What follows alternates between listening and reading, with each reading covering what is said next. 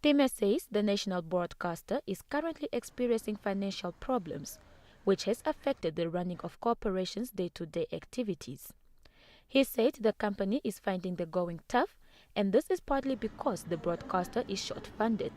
There's some also misunderstanding from the past when we also expanded the DDT and where some understanding was that some of the money that we need to run the operation is for DDT, but it wasn't. So I think so the situation is not very good at the moment. However, I think today we had very good meetings, and I think the precarious and worrying thing is that we were not able to pay the pension fund and the medical aid.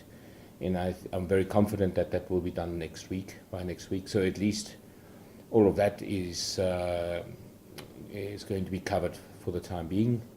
He said NBC is looking at alternatives to source funds for the next 6 months.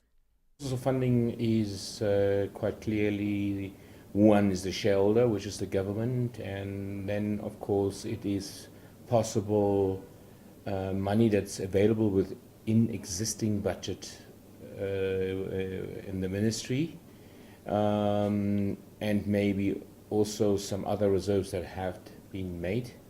And the second source is from the institution by using the assets as a collateral, and maybe with a letter of comfort. So these are the two sources of funding we will access to see how we overcoming this year. Thieme also responded to reports that the corporation is contemplating retrenching some of its workforces. If we are not able to fund the operation, there will be no choice.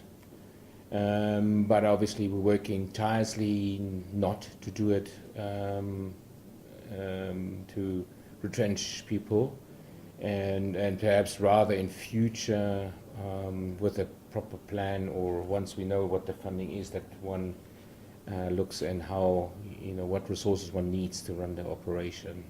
But it also depends on, one has to rethink what the mandate of NBC is.